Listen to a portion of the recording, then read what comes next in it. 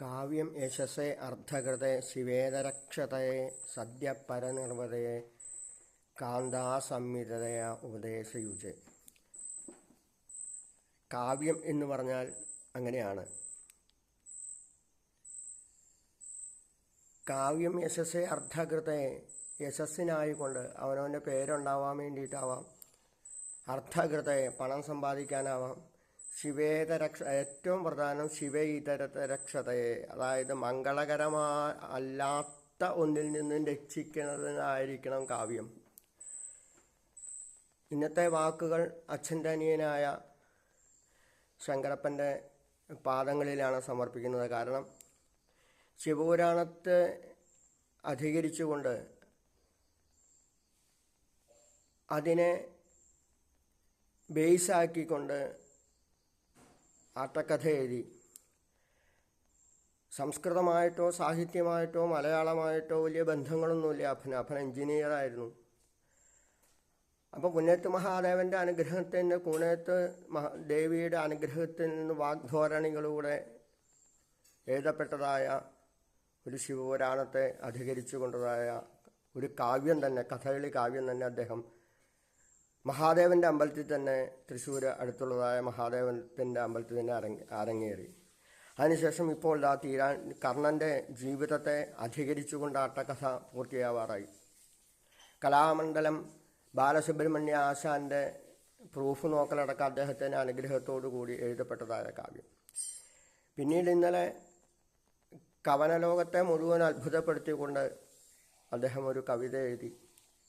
ശങ്കരാചാര്യ സ്വാമികളടക്കം, ചട്ടമ്പി സ്വാമികളടക്കം തിങ്കളും കൊന്നയും ചൂടുമീശൻ പദ പങ്കജം ചേർന്നു നിന്നാടു പാമ്പേ, മഹാദേവൻ്റെ അവതാരമായ ശ്രീനാരായണ ഗുരുദേവൻ്റെ വരികളെയും ഓർമ്മിപ്പിച്ചുകൊണ്ട് ജാതി മത വർഗ ഭേദമന്യേ ജ്ഞാനസ്വരൂപമായ ആർക്കും, ബ്രഹ്മജ്ഞാനിക്ക് ആർക്കും ഈശ്വരനാവാം, അല്ലെങ്കിൽ കവിയാവാം, ഗുരുനാഥനാവാം എന്ന് അദ്ദേഹത്തിൻ്റെ കവിതകളോടെ തൂലിക പടവാളാക്കിക്കൊണ്ട് തെളിയിച്ചതാണ് അദ്ദേഹം.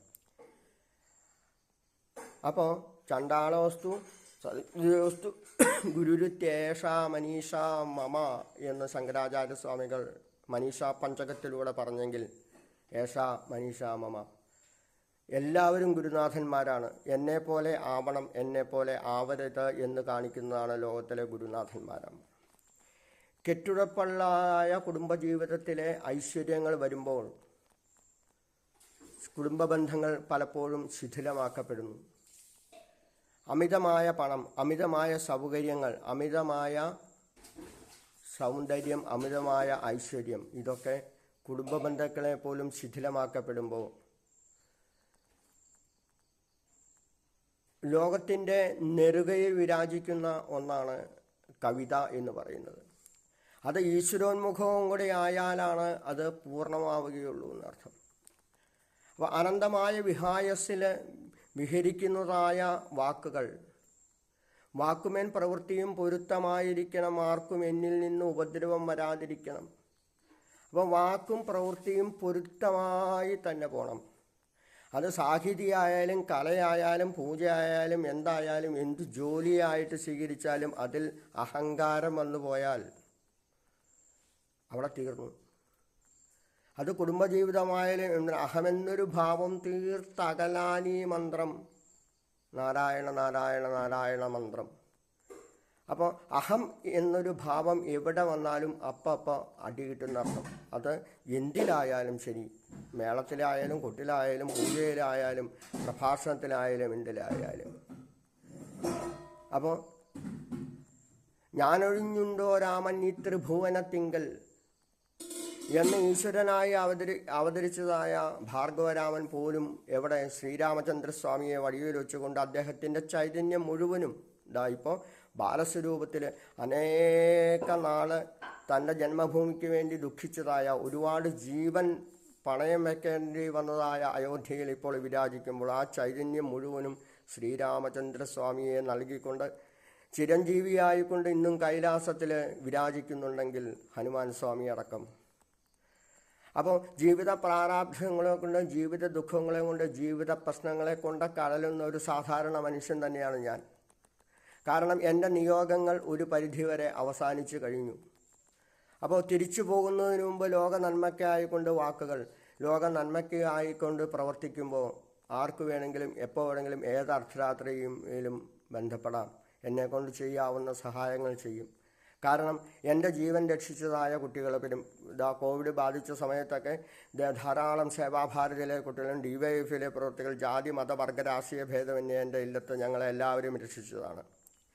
അപ്പോൾ അതുപോലെ ഉപകാരങ്ങൾ ചെയ്തിട്ട് നമ്മൾ അവിടെ ചെന്ന് അവർക്കൊരു പ്രശ്നം ഉണ്ടാകുമ്പോൾ അവരുടെ കാൽക്കൽ ചെന്ന് നമിച്ച് അവരെ സാന്ത്വനിപ്പിക്കാൻ കഴിഞ്ഞില്ലെങ്കിൽ മനുഷ്യജന്മത്തിന് ഒരർത്ഥവുമില്ല എന്നർത്ഥം.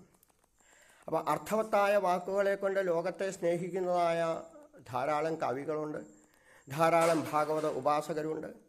അത് മോറൽ സൈഡ് കൃത്യമായി കീപ്പ് ചെയ്ത് പോകണമെന്ന് അപേക്ഷിക്കുകയാണ്. കാരണം ട്രഡീഷണലായ എന്തും നിലനിൽക്കും എന്നർത്ഥം. മലയൊരു മുത്തശ്ശനൊക്കെ ഭാഗവത വായിക്കുമ്പോൾ 3 നേരം മുങ്ങി കുളിച്ച് അതൊന്നും ഇന്നത്തെ സാഹചര്യത്തിൽ പറ്റില്ല നിൽക്കാം. പക്ഷേ എന്തിന് അമിതമായ പടക്കങ്ങൾ രാത്രി 11:30-12 മണി വരെയൊക്കെ ആൾക്കാരുടെ ഇടയ്ക്കൊക്കെ തുള്ളി അതിനൊക്കെ ചെയ്യാൻ ലൗകിക പ്രശ്നങ്ങളുണ്ടാവും.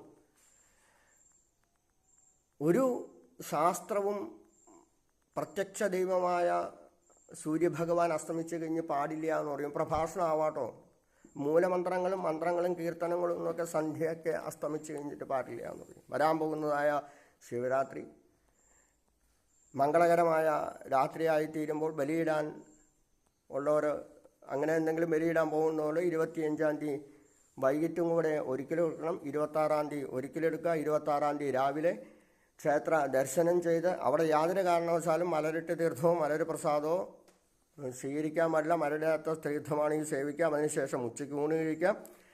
വൈകിട്ട് സന്ധ്യാസമയ നേരത്ത് മഹാദേവന് തലപ്പുഞ്ച മഹാദേവന് അഭിഷേകം കഴിക്കുന്നതായ അഭിഷേകവും കണ്ട് അത്താഴ പൂജയിലും പങ്കെടുത്ത് നാമജപത്തിലൂടെ പിന്നീട് അകത്ത് നേദിച്ചതായ ത്രിമധുരവും പാലും കരിക്കും അതുപോലെ നൈവേദ്യങ്ങളും പായസങ്ങൾ സ്വീകരിക്കേണ്ട.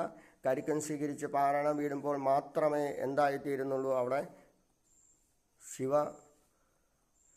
രാത്രിയായിട്ട്. അത് ശിവപുരാണം ശിവരാത്രി മഹാത്മ്യമൊക്കെയാണ് അദ്ദേഹത്തിൻ്റെ കഥകളിയിലൂടെ എഴുതപ്പെട്ടത്. അപ്പോൾ കഥയില്ലാത്തൊരു ജീവിതം, ഇല്ലാത്തതായ പ്രപഞ്ചത്തിൽ ഇരുന്നു കൊണ്ട് നമ്മൾ ഈശ്വരനെ ഉപാസിക്കുമ്പോൾ നമ്മുടെ ജീവനം കൊണ്ട് അർത്ഥമാവുന്നത് ഇങ്ങനെയുള്ള വാക്കുകൾ, ഇങ്ങനെയുള്ള പ്രവൃത്തികളാണ്. അപ്പോൾ ലോകത്തിനെ മുഴുവൻ നന്മ ചെയ്യാനായി അവതരിപ്പിച്ചവരാണ് നമ്മളൊക്കെ തന്നെ. അത് ചിലപ്പോൾ ഈ പോണ വഴിക്കായിരിക്കും ചിലപ്പോൾ കുഴഞ്ഞു വീണ് മരിക്കണത്. 4, 10, 25 പ്രാവശ്യം അവിടെ ഇവിടെയൊക്കെ ഫ്ലെക്സ് വയ്ക്കും. അപ്പോൾ മരിച്ചു കഴിഞ്ഞാൽ കഴിയുന്നതും 4 മണിക്കൂറിന് മുമ്പ് ദഹിപ്പിക്കുക, അല്ലെങ്കിൽ അതിൻ്റെ ചില ദോഷങ്ങളുണ്ട്.